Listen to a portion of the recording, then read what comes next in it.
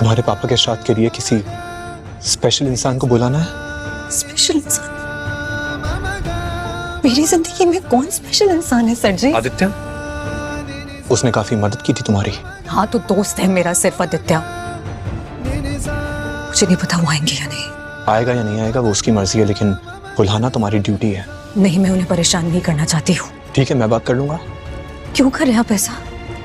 मेरे पापा का श्राद्ध है, मैं नहीं चाहती कि बहुत सारे लोग हो वहां पर। देखो, अंतिम संस्कार में जो लोग थे वो लोग ही जाएंगे। और आदित्य, तुम अगर उसे इन्फॉर्म नहीं करोगी ना तो बहुत गलत हो जाएगा।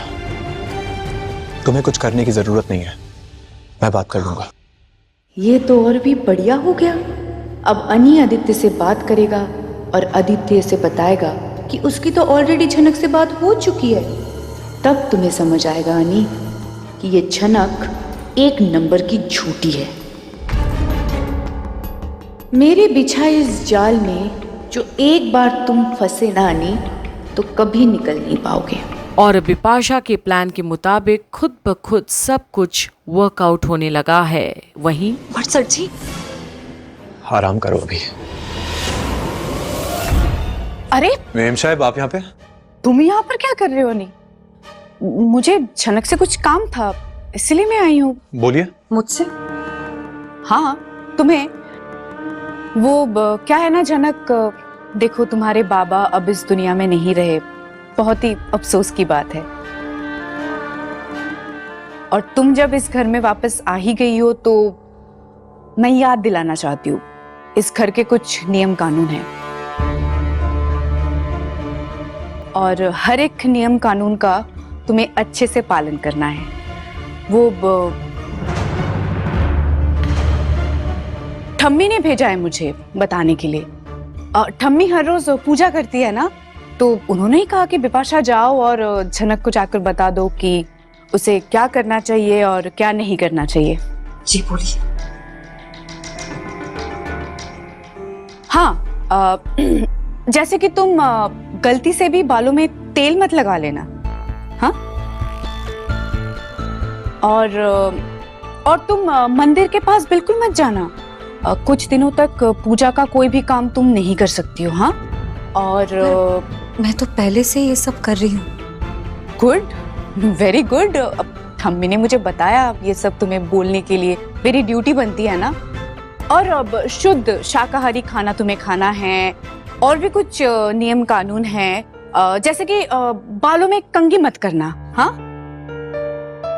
आप लोग बातें कीजिए, मैं आता हूँ। और अब जिस पल का इंतजार था वही अब बिपाशा के हाथ भी लगा है। अनी के वहां से चले जाना। और अब वैसे झनक मुझे लगा तुम सो गई होगी। वैसे तुम थक गई हो ना, तुम्हें तो आराम करना चाहिए। और झनक ऐसे कमरे में बैठे बैठे देखो, अगर तुम्हें नींद नहीं आ रही है तो तुम बाहर जाकर बैठ सकती हो ना, कुछ देर के लिए बैठ जाओ। नहीं मतलब ऐसा जरूरी नहीं है। मुझे लगा कि तुम्हें जाना चाहिए, तुम आराम कर लो ना। हाँ, वैसे ठम्मी को जाकर मैं बता देती हूँ कि जो जो मैंने तुम्हें याद दिलाया ऑलरेडी तुम वो फॉलो कर रही हो, है ना। बालों में तेल मत लगाना, शुद्ध शाकाहारी खाना खाना, कंघी मत करना, मंदिर के सामने मत जाना, याद रहेगा ना? गुड, चलो गुड नाइट।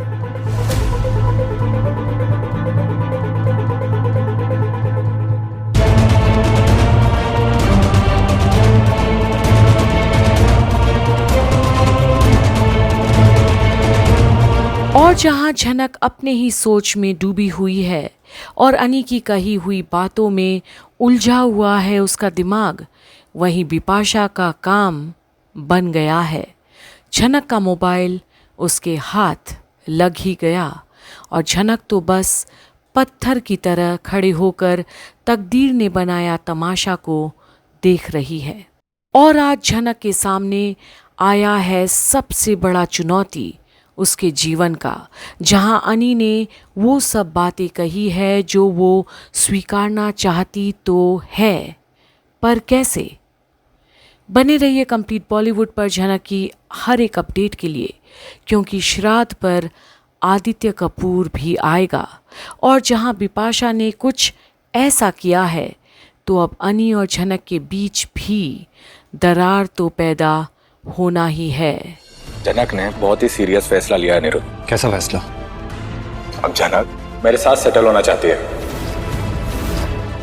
What?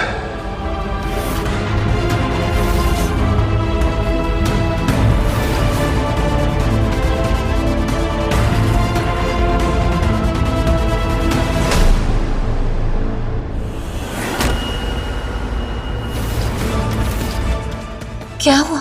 मुझे आरती देने की जरूरत नहीं है, ना ही मेरी चिंता करने की जरूरत है, क्योंकि मैं और तुम अब अलग हो चुके हैं।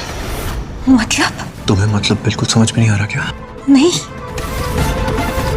पर इसका असर अब क्या होगा अर्शी के जीवन में भी, ये देखने के लिए बने रहिए कंप्लीट बॉलीवुड के अपडेट्स में, जहां आप देख रहे हैं झनक की सारी अपडेट्स।